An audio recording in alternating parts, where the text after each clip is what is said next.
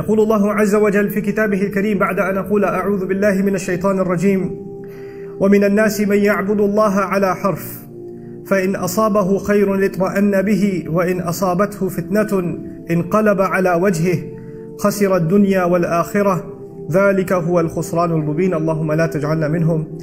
يدعو من دون الله ما لا يضره وما لا ينفعه ذلك هو الضلال البعيد. يدعو لمن ضره أقرب من نفعه لبئس المولى ولبئس العشير. إن الله يدخل الذين آمنوا وعملوا الصالحات جنات تجري من تحتها الأنهار إن الله يفعل ما يريد. اللهم اجعلنا من الذين آمنوا وعملوا الصالحات وتواصوا بالحق وتواصوا بالصبر. آمين يا رب العالمين. ثم أما بعد. আজকের খুতবা প্রধানত সূরা হজের একটি আয়াতকে কেন্দ্র করে। এই আয়াত নিয়ে আমি বেশ কয়েকদিন থেকেই চিন্তা করছিলাম, কিন্তু এটা নিয়ে খুতবা দেওয়ার বা এটাকে নিয়ে আমার চিন্তা ভাবনা প্রকাশ করার কোনো সুযোগ হয়নি। বেশ কিছুদিন ধরেই আমি এই আয়াত নিয়ে চিন্তা করছিলাম, কারণ সামাজিক যোগাযোগের মাধ্যমে বা বিশ্বের বিভিন্ন দেশের মানুষজনের সাথে সরাসরি সাক্ষাতের মাধ্যমে আমার অনেক মানুষের সাথে আলাপ হয়েছে। মানুষজন তাদের চ্যালেঞ্জ বা প্রশ্ন নিয়ে আসে। আপনাদেরকে আমি প্রথমে কী ধরনের আলাপচারিতার কথা বলছি সে সম্পর্কে কিছুটা ধারণা দিয়ে তারপর কেন আমি এই আয়াতটা আমাদের সকলের মনে রাখা উচিত সেটা জানাতে চাই। আমরা এখন এমন এক সময়ে বাস করছি যখন আমরা অনেক বিভ্রান্তির ধাঁধায় পড়ে আছি। আমাদের সকলের অনেক প্রশ্ন আছে। উদাহরণস্বরূপ, মানুষ অনেক কঠিন পরীক্ষার মধ্য দিয়ে যাচ্ছে তাদের ব্যক্তিগত জীবনে। যখন একজন বিশ্বাসী তার দিন সম্বন্ধে খুব ভালোভাবে জানে এবং তার আল্লাহর কিতাব সম্পর্কে জানে এবং তার অনুধাবন করে সেই প্রশান্তি, আন্তরিক পরামর্শ এবং আল্লাহর কিতাব যে উপশম প্রদান করে, তার প্রেরিত নবী সাল্লাল্লাহু আলাইহি ওয়াসাল্লাম সুন্নাত থেকে যা পাওয়া যায়, তখন তার আল্লাহর দিনে প্রশান্তি পায়। কিন্তু এখন আমরা এক অদ্ভুত সময় বাস করছি। আমরা এটাকে তথ্যের যুগ বলি, কিন্তু আমাদের বেশিরভাগই আমাদের নিজেদের ধর্ম সম্বন্ধে বেশি কিছু জানি না। আমরা সত্যিই জানি না কিভাবে আমাদের কিতাব এবং আমাদের বিশ্বাস এবং আমাদের ধর্মগ্রন্থ আমাদের উপশম দিতে পারে। এটা কিভাবে আমাদের কঠিন সময় সাহায্য করতে পারে। যখন এমনটা ঘটে তখন আমরা শয়তানের সহজ শিকারে পরিণত হই। যখন মানুষ কঠিন সময়ের মধ্য দিয়ে যায় তখন শয়তান তাদের কাছে সকল প্রকারের চিন্তা নিয়ে আসে। ধরুন কেউ অসুস্থ, সে হাসপাতালে এবং সে সব ধরনের ওয়াসওয়াসা পাচ্ছে বিশ্বাসের ব্যাপারে। কদরকে নিয়ে প্রশ্নের মুখোমুখি হচ্ছে। মানুষ চাকরি হারিয়ে ফেললে, বিয়েটা সুখকর না হলে, লেখাপড়ার ক্ষেত্রে মুশকিল দেখা দিলে, আপনি যে সমস্যার মধ্যে দিয়ে যান না কেন, বা স্বাস্থ্য সংক্রান্ত কিছু হতে পারে, এমন ক্ষেত্রে প্রশ্ন করতে শুরু করা খুব সহজ। আল্লাহ কি আদৌ আমাকে ভালোবাসেন? তিনি কেন আমার সাথে এমন আচরণ করছেন? আমার কি দোষ ছিল যে আমি এই সমস্যায় পড়ব? আমি এত দোয়া করলাম, আল্লাহ তাতে সাড়া দিলেন না, সে কোনো পরোয়াই করলেন না। আমি পুরো রমজান মাস প্রার্থনা করলাম, এমনকি উমরাও করলাম। আমি এখনো দোয়া করছি যে আমার সন্তানকে আরোগ্য দিন, আমার এই সমস্যা দূর করে দিন, কিন্তু আমার সেই সমস্যা তো এখনো আছে। এসব আপনার ব্যক্তিগত জীবনে, এবং এটাই যথেষ্ট কঠিন। উপরন্তু সারা দুনিয়ায় একটা সংকটকাল চলছে। উদাহরণস্বরূপ, আপনাদের অনেকের পরিবার সিরিয়ায় আছে, বা সারা দুনিয়ায় সিরিয়ার মতো জায়গায়, যে জায়গাগুলো পুড়ছে, যেখানে পরিবার নিরাপদ নয়, সন্তানেরা নিরাপদ নয়, যেখানে সব ধরনের মানবিক বিপর্যয় ঘটে চলছে এবং মানুষ মারা যাচ্ছে। ব্যাপারটা অনেকটাই যেন রাসূল সাল্লাল্লাহু আলাইহি ওয়াসাল্লামের বাণীকে পূর্ণ করার জন্য, যে হত্যাকারী জানবে না যে সে কেন মারছে, আর যাকে হত্যা করা হচ্ছে সেও কারণটা জানবে না। এমন এক সংকটময় পরিস্থিতিতে অনেক মানুষ প্রশ্ন করা শুরু করে যে কেন আমরা ব্যক্তিগত জীবনে তো বটেই, এমনকি সারা দুনিয়ায় পাগলাটে ঘটনা ঘটে চলছে। এই সব কিছুতে আল্লাহ কোথায়? তিনি কি এইসব সমস্যা দূর করতে পারেন না? এমন তো না যে আমরা দোয়া করছি না। কুনুতে নাজিলা প্রতি রাতেই সারা দুনিয়ায় মসজিদে পড়া হচ্ছে। আল্লাহুম্মা সুরিল ইসলাম ওয়াল মুসলিমিন, আইজিল ইসলাম ওয়াল মুসলিমিন। মুসলিমদের সহায়তা করুন, ইসলামকে সহায়তা করুন, মুসলিমদের শক্তি দিন, ইসলামকে শক্তি দিন। হে আল্লাহ, আমাদের দিনের শত্রুদের বিরুদ্ধে শক্তি দিন। মনে হচ্ছে যে শত্রুরা দিন দিন আরো শক্তিশালী হচ্ছে আর বেশি বেশি করে রক্তপাত ঘটাচ্ছে। সেই মুহূর্তে কোনো ব্যক্তি তার ধর্ম নিয়ে খুবই হতাশ হয়ে যায় এবং চিন্তা করা শুরু করে এসবের কোনো মানে হয় না, আমি কেন দোয়া করব, কিছুই তো বদলাবে না। এটা কিন্তু আসলে খুব সার্বজনীন একটা সমস্যা। এই সমস্যার ফলাফল স্বরূপ কিছু জিনিস ঘটে। কিছু মানুষ দোয়া করাই বন্ধ করে দেয়। শুধু দোয়াই নয়, এমনকি তারা নামাজ পড়াও বন্ধ করে দেয়, পরোয়া করে না। নামাজকে আল্লাহ এভাবে বর্ণনা করেছেন যে এটা একটা সুরক্ষা, এটা একটা সুরক্ষা। ইন্না সালাতা তানহা আনিল ফাহশাই ওয়াল মুনকার। নামাজ আপনাকে সব ধরনের লজ্জাহীনতা, অশ্লীল আচরণ এবং সব ধরনের ক্ষতি থেকে রক্ষা করে, সব ধরনের ক্ষতি থেকে রক্ষা করে। সুতরাং আল্লাহ যখন এমনটা বলেন এবং কোনো ব্যক্তি নামাজ ত্যাগ করে, তখন তারা আসলে সরাসরি শয়তানের শিকারে পরিণত হয়, সব ধরনের খারাপ কাজ করে যাবে এবং যে করছে সে বুঝতেও পারবে না যে সে কেন এই কাজটা করছে। এরপরে এমন মানুষও কিন্তু আছে যারা অত দূর যায়নি, তারা এখনো দিনের উপর অধিষ্ঠিত আছে, তারা এখনো দিনকে ধরে রেখেছে, কিন্তু তারা কোনো মতে ধরে আছে। কোনো ক্রমে ধরে আছে, তারা কোনো ক্রমে জুমার নামাজে আসে, এমনকি সেটাও তার জন্য সংগ্রাম। কিছু মানুষের অবস্থা এত খারাপ হয়ে যায় যে তারা একটা মসজিদের ভিতর বেশি সময় থাকতেও পারে না। যদিও কোনো কারণে তারা থাকে তাহলে অস্বস্তি বোধ করা শুরু করে। এমন ঘটনা ঘটে। আমার এমন অনেক মানুষের সাথে সাক্ষাৎ হয়েছে। আমি মনে করি না যে তারা খারাপ মানুষ। যাই হোক, আমি মনে করি কিছু মৌলিক বিষয় ঠিক ছিল না, কিছু নির্দিষ্ট চিন্তা, কিছু নির্দিষ্ট ধারণা, কিছু নির্দিষ্ট অনুভূতিতে ভুল আছে। আর সেই ভুল অনুভূতির কারণে একজন খুব বিপজ্জনক পথে চলে, সেই পথে যেটা পথভ্রষ্টতার দিকে নিয়ে যায়। এদিকে সূরা হজের শুরুতে আল্লাহ আযজা ওয়া জাল্লা বলছেন সেই সব মানুষের কথা যাদের কাছে মানুষকে পথভ্রষ্ট করার কার্যপ্রণালী আছে। খারাপ মানুষ যারা কোনো জ্ঞান ছাড়াই আল্লাহর বিরুদ্ধে তর্ক করে, এরা আর কিছু চায় না। মাই ইউজাদিলু ফিল্লাহি বিগাইরি ইলমিন ওয়ালা হুদাও ওয়ালা কিতাবিম মুনির। কোনো ব্যক্তি আল্লাহর ব্যাপারে তর্ক করে, বিতর্ক করে এবং ধর্মকে ঘৃণা করে এবং আল্লাহকে ঘৃণা করে, নবী সাল্লাল্লাহু আলাইহি সাল্লামকে ঘৃণা করে এবং তাদের কোনো ধারণাই নাই যে তারা কেন বিতর্ক করছে, পথ নির্দেশনাও নেই, কোনো আলোকিত চিন্তার আলোকেও তারা কাজটা করে না, অভিযোগ করার জন্যই অভিযোগ করা। সেই ধরনের মানুষগুলোর জন্য শুধু এটা যথেষ্ট নয় যে তারা বিভ্রান্তিতে আছে, তাদের আসলে অন্য কাউকে ভুল পথে পরিচালিত করতে হবে। সেটা একদল মানুষ। কিন্তু এই দলের মানুষদের নিয়ে আমি আজ কথা বলবো না। আমি কথা বলবো এর পরের যে দল, তাদের নিয়ে, যারা কিনারায় আছে, আক্ষরিকভাবেই যারা প্রান্তে আছে। কুরআন তাদেরকে এইভাবে বর্ণনা করছে, অমিনান নাসি মান ইয়াবুদুল্লাহি আলা হারফ। আমি এটা এভাবে অনুবাদ করব যে মানুষের মধ্যে এমন কেউ আছে যে আল্লাহর উপাসনা করে একদমই কিনারায়। তারা আল্লাহর উপাসনা করে কিন্তু পর্বতের একদম খারাপ প্রান্তে। এর অর্থ কি? এর অর্থ হলো কিছু সময় এখানে, কিছু সময় সেখানে পড়ে যাওয়ার জন্য প্রস্তুত। তাদের বিশ্বাস যথেষ্ট স্থির নয়, তারা তাদের উপাসনায় যথেষ্ট স্থিতিশীল নয়, তারা অনড় নয়, তাদের মনে এমন প্রশ্ন আছে যার উত্তর তার জানা নেই, অমীমাংসিত আবেগ। সুতরাং সেটা কিভাবে প্রদর্শিত হয়? আল্লাহ নিজে বলেন, ফাইন আসাবাহু খায়রুন আতবাআন্না বিহি। যখন ভালো কিছু তাদের আসে, যদি জীবনে ভালো কিছু ঘটে তাহলে তারা ভালো থাকে। ঠিক আছে, ঠিক আছে, আল্লাহ আসলে এই দোয়াটা শুনেছেন, সুতরাং আমি এখন নামাজ পড়তে পারি, আমার ভালো লাগছে। ওয়াইন আসাবাহু ফিতনাতুন, যখন তারা কোনো ফিতনার সংস্পর্শে আসে। ফিতনা শব্দের অর্থ হলো কোনো ধরনের পরীক্ষা, কোনো কিছু যেটা তাদের বিশ্বাসকে পরীক্ষা করে। সুতরাং আল্লাহ খাইরের বিপরীত শব্দ শার ব্যবহার করেননি, এখানে শব্দটি হবে শার। সুতরাং আপনি হয়তো আশা করছিলেন যে আল্লাহ বলবেন ফাইন আসাবাহু খায়রুন ইতমাআন্না বিহি ওয়াইন আসাবাহু শাররুন। না, ওয়াইন আসাবাতহু ফিতনাতুন। কেন এই শব্দটি গুরুত্বপূর্ণ? কারণ আল্লাহ আমাদেরকে জানাচ্ছেন যখন আপনার খারাপ কিছু ঘটে তখন শুধু আল্লাহ আপনার বিশ্বাসকে পরীক্ষা করছেন। আল্লাহ শুধু দেখতে চান আপনি কি বিশ্বাস করেন এক আল্লাহকে যে আপনাকে তখনও ভালোবাসেন, যিনি তখনও আপনাকে গুরুত্ব দেন, তখনও তিনি আর রহমান, তখনও তিনি আর রাজিক, তিনি তখনও আপনার সবকিছুর যোগান দিয়ে যাচ্ছেন, আপনার যত্ন নিয়ে যাচ্ছেন, যদিও আপনি তা দেখতে পান না, যদিও আপনার মনে হচ্ছে যেন আপনার সামনে সমস্যার স্তূপ। আর শয়তান চায় যে আপনি প্রশ্ন করুন আল্লাহ কোথায়, সে চায় যে আপনি প্রশ্নটি করুন। তাই আল্লাহ আপনাকে অনেক সময় এমন পরিস্থিতি ফেলতে চান এটা দেখার জন্য যে আপনার বিশ্বাস কতটা পাকাপোক্ত। এই দিনের শুরু কিন্তু আল্লাযিনা ইউমিনুনা বিল গায়ব, তারা এমন এক আল্লাহকে বিশ্বাস করে যাকে তারা দেখতে পায় না। এর অর্থ শুধু এই নয় যে আমরা আল্লাহকে দেখতে পাই না, পরিকল্পনাও দেখতে পাই না। আল্লাহ আপনাকে বলে দেন না যে তোমার দিনটা এভাবে যাবে, তুমি এখন কঠিন সময়ের মধ্য দিয়ে যাচ্ছ, কিন্তু সহজ সময় আসছে কয়েক সপ্তাহ বা কয়েক বছর বা কয়েক ঘন্টার মধ্যেই। আমরা জানি না যে পরবর্তী মিনিটেই পরিস্থিতি ভালো হবে নাকি আরো 10 বছর লাগবে, আমরা কিছু জানি না। আল্লাহ সেটা বলবেন না।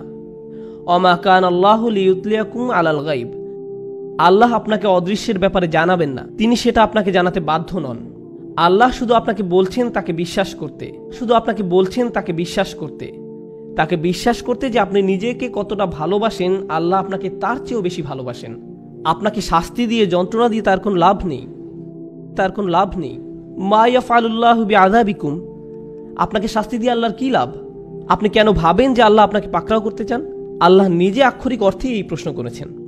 সুতরাং যখন আপনি আমি পরীক্ষার মধ্য দিয়ে যাই তখনই এটা হিসাব করে দেখার সময় যে আল্লাহকে বিশ্বাস করা তো সহজ, যখন সবকিছু ঠিক আছে তখন এটা তুলনামূলকভাবে সহজ, কিন্তু বিশ্বাস করা কঠিন, বিশেষত আল্লাহর কিছু নামে, আল্লাহর সেই সব নামে যেগুলোকে আমরা কঠিন সময় আঁকড়িয়ে ধরে আছি। সেগুলোকে ধরে রাখা কঠিন যখন আমাদের উপর আঘাত আসে, যখন আমরা বিশ্বাস করি যে আল্লাহ উপশমকারী, আল্লাহই সব শিফার মালিক, তার কিতাব হলো শিফা, আর আপনি হাসপাতালে বসে আছেন মৃত্যুমুখী মার কাছে বা মৃত্যুমুখী বাবার কাছে, তখন বিশ্বাস করা কঠিন। এটা অনেকের কাছেই কঠিন মনে হয়। এই খুতবাকে আমি দুইটা জিনিসে ভাগ করতে চাই। একটা হলো দোয়া বিষয়ে আমাদের চিন্তাভাবনা সংশোধন করা। পবিত্র কোরআনের অধিকাংশ দোয়াতে, নবী সাল্লাল্লাহু আলাইহি সাল্লামের সুন্নতের অধিকাংশ দোয়াতে আপনি খুব সাধারণ একটা ব্যাপার খেয়াল করবেন যে কোনো না কোনোভাবে আপনি আল্লাহর কাছে নিজের জন্য আরও বেশি শক্তি, আরও বেশি সামর্থ্য প্রার্থনা করছেন।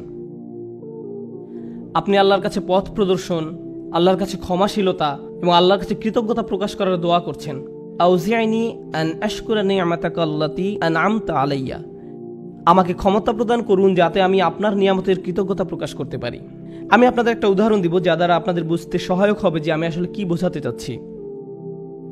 যেমন ধরুন, একজন মানুষ সমুদ্রে ছিল এবং তাদের জাহাজের সাথে পাথরের সংঘর্ষ হয়ে জাহাজটি ডুবে গেল। তিনি একটি কাঠের টুকরায় সমুদ্রে ভেসে আছেন, দোয়া করছেন এবং আল্লাহর কাছে দোয়া করছেন। এমত অবস্থায় তিনি দুইভাবে দোয়া করতে পারেন: হে আল্লাহ, আমাকে এখনই একটি দ্বীপে স্থানান্তর করুন এবং এই ঝড় বৃষ্টি বন্ধ করে দিন, অথবা হে আল্লাহ, আমাকে এই কঠিন সময় মোকাবেলা করার শক্তি দিন। এখন তিনি দোয়া করলেন, আমাকে এখনই একটি হেলিকপ্টার পাঠান এবং আমাকে একটি দ্বীপে নিয়ে যান। দোয়া করতে লাগলেন, হেলিকপ্টার হেলিকপ্টার হেলিকপ্টার, কিন্তু কোনো হেলিকপ্টার আসলো না। তিনি বললেন, আল্লাহ, আমাকে হেলিকপ্টারও পাঠালেন না, আমি তো অনেক দোয়া করলাম, এটা ঠিক না, বাদ দাও, আমি আর দোয়াই করব না।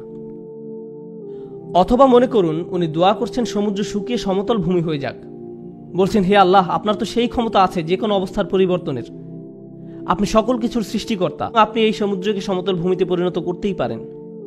আপনি যেহেতু ইব্রাহিম আলাইহিস সালামকে নিক্ষেপ করা আগুন ঠান্ডা করে দিয়েছিলেন, আপনি আমার জন্য এটাও করতে পারেন। কিন্তু তারপরও সেটা ভূমিতে পরিণত হয় না, সমুদ্রই থেকে যায় এবং লোকটা ধীরে ধীরে ডুবে যাচ্ছেন। আমি যে বিষয়টা বলতে যাচ্ছি, আমরা মনে করি দোয়ার উদ্দেশ্য হলো আমাদের পারিপার্শ্বিক বাস্তবতা পরিবর্তন করা। কিন্তু যদি আপনি কুরআন এবং সুন্নাহর দোয়াগুলো অধ্যয়ন করে থাকেন, তবে আপনি খেয়াল করে দেখবেন যে পরিবর্তন আপনি যা চাইবেন তা একান্তই নিজের জন্য। হে আল্লাহ, আমি একটা কঠিন সময়ের মধ্যে দিয়ে যাচ্ছি, এটা কাটিয়ে ওঠার সক্ষমতা দান করুন। কিছু পরীক্ষার্থী একটা সাধারণ পরীক্ষা দিবে, তখন তারা দুই ধরনের দোয়া করতে পারে। একটি হলো, হে আল্লাহ, আমাকে এই বিষয়টি বুঝে নেওয়ার ক্ষমতা দিন, মনোযোগী করুন, আমাকে এমন ক্ষমতা দিন যেন পরীক্ষা দেওয়ার সময় আমি ঘাবড়িয়ে না যাই, অলসতা যেন আমাকে গ্রাস না করে, এভাবে নিজের জন্য দোয়া করা। অথবা তারা এভাবে বলতে পারেন, ইয়া আল্লাহ, আমি জানি এটা একটা মেডিকেল পরীক্ষা, কিন্তু আপনি এটাকে ক্লাস 2 এর অঙ্কর পরীক্ষার মতো সহজ করে দিন, যেন আমার এই সমস্যাই না থাকে। আপনি হয়তো বাস্তবতা বদলাবার জন্য দোয়া করতে পারেন, অথবা নিজের সক্ষমতা বৃদ্ধির জন্য দোয়া করতে পারেন। বেশিরভাগ মানুষ যারা ধর্মবিশ্বাসে দুর্বল, তারা নিজেদের ক্ষমতা বৃদ্ধি বা নিজেদের পরিবর্তন চায় না, এবং আল্লাহর কাছেও তাই চায়। কিন্তু আসলে কি সেই পরিবর্তন হয় না? এবং যখন পরিবর্তন হয় না, তখন তারা আল্লাহকে দোষারোপ করে, কেন আপনি আমার পৃথিবীকে পরিবর্তন করেননি, কেন আপনি সবকিছুকে আমার জন্য সহজ করে দেননি। আপনি যদি চান বাস্তবতা আপনার পক্ষে থাকবে, তাহলে আপনাকে সত্যিকারভাবে শিখতে হবে কিভাবে আল্লাহর কাছে সমর্পিত হতে হয়। এমন নয় যে যখন কিছু প্রয়োজন, কোনো সমস্যা, তখনই আল্লাহর কাছে সাহায্য চান, বরং আপনি আল্লাহর কাছে সব সময় আসবেন, আপনাকে সব সময় তার কাছে সমর্পিত হতে হবে।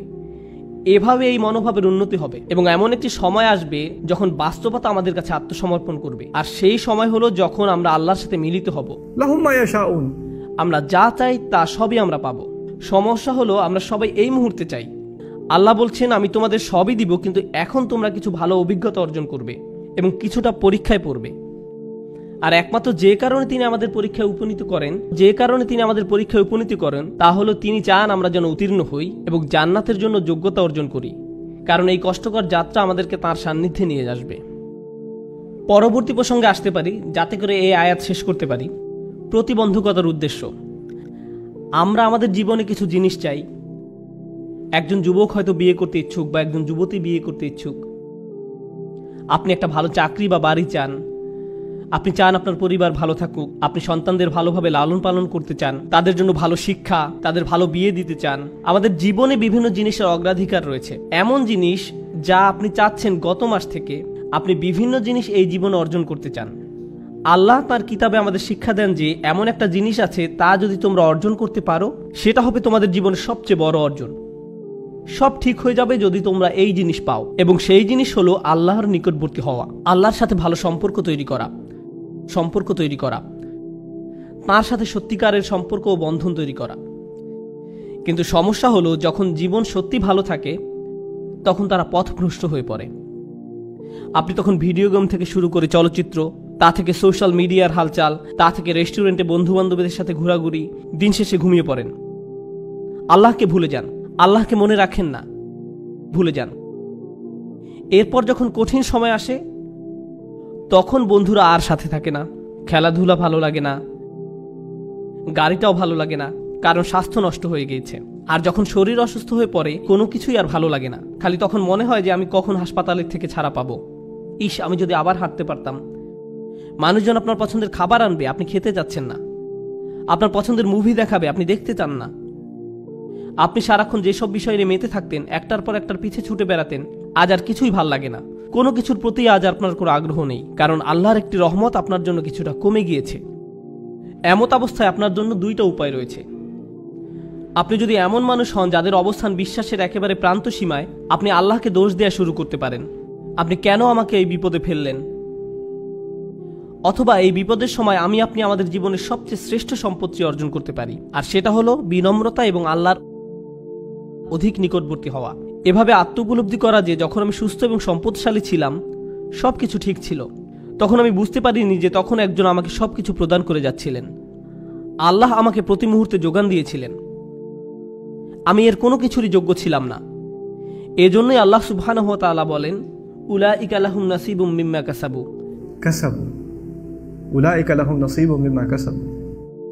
আল্লাহ ফাদলের কথাও বর্ণনা করেছেন, অবতাগু মিন ফাদলিল্লাহ, আল্লাহর অনুগ্রহ তালাশ করো।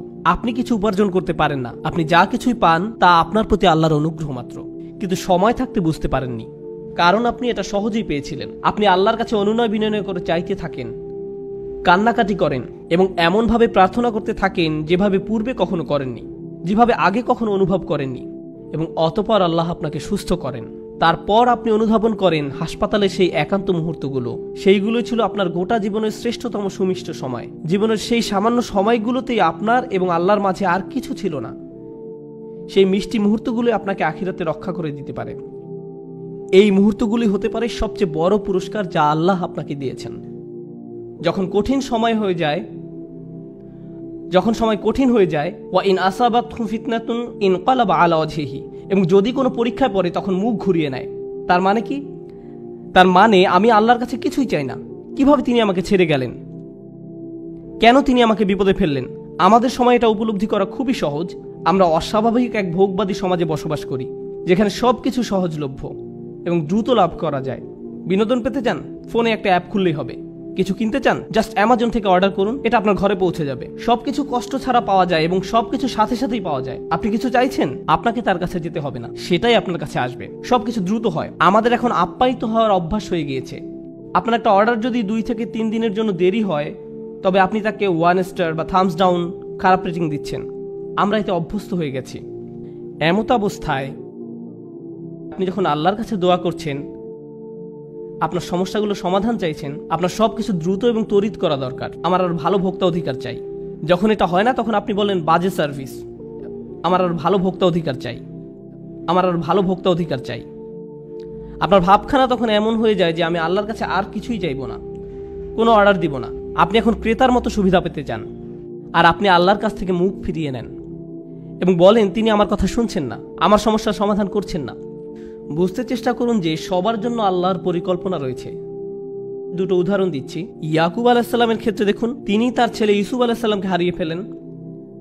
আল্লাহ বহু বছর পর সেই সন্তানকে তার কাছে ফিরিয়ে দেন।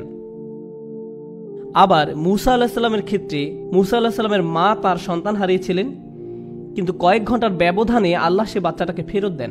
কেননা কয়েক ঘন্টার মধ্যেই যখন বাচ্চাটা ক্ষুধার্ত হয়, পরবর্তী খাবার সেই একই মায়ের কাছ থেকেই পায়, কারণ সে অন্য কারো কাছ থেকে খাবে না। আমি কি বলতে চাচ্ছি? এই জগতে আল্লাহ কখনো কখনো নিমেষেই আমাদের বিপদমুক্ত করেন, আবার কখনো বা বহু বছর পরে বিপদমুক্ত করেন, কিন্তু প্রতি ক্ষেত্রেই আল্লাহ ভালোর জন্যই করেন। আমি কি বলতে চাচ্ছি? ভালোর জন্যই করেন। আমি বিশেষত ইয়াকুব আলাইহিসসালামের গল্পটা পছন্দ করি, কেননা এই ঘটনার কল্যাণকর দিকগুলো চিন্তা করে দেখুন একবার। এত বছর ধরে বাবা কাঁদলেন, এবং প্রায় নিজের দৃষ্টিশক্তি হারিয়ে ফেললেন, তাই না? কোরআনের ভাষা অবিয়াদ্দাত আইনাহু। কোন কোন আলেম যেমন আলুসি রহমতুল্লাহ মন্তব্য করেন তিনি কাঁদতে কাঁদতে অন্ধ হয়ে গিয়েছিলেন। এখন এই পুরো সময়টা জুড়ে ইউসুফ আলাইহিস সালাম কোথায় ছিলেন? তিনি ছিলেন জেলে। প্রথমত তিনি ছিলেন শিশু শ্রমিক এবং বড় হওয়ার পর জেলে যান, বহু বছর জেলে কাটান। হয় তিনি ছিলেন শিশু শ্রমিক, নতুবা তিনি জেলের কয়েদি হিসাবে জীবনযাপন করেন। প্রথমত তিনি ছিলেন শিশু শ্রমিক, নতুবা তিনি জেলের কয়েদি হিসাবে জীবনযাপন করেন। সুন্দর জীবন ছিল না, এটা সুন্দর জীবন নয়। কিন্তু এরপরও যখন তিনি রাজার স্বপ্নের অর্থ বলেন এবং সেই স্বপ্নের অর্থ হয় যে পুরো অর্থনীতিতে 7 বছরের মধ্যে ধস নামবে, মানুষজন দুর্ভিক্ষে মারা যাবে, একজনই তখন সেই সমস্যার সমাধান জানতেন, তিনি হলেন ইউসুফ আলাইহিস সালাম। যদি তিনি জেলে না থাকতেন তাহলে রাজাকে সাহায্য করতে পারতেন না। বুঝতে পেরেছেন? যদি ইউসুফ আলাইহিস সালাম পুরোটা সময় নিজের বাবার সাথে কাটাতেন তাহলে এমন ঘটনা ঘটতো না।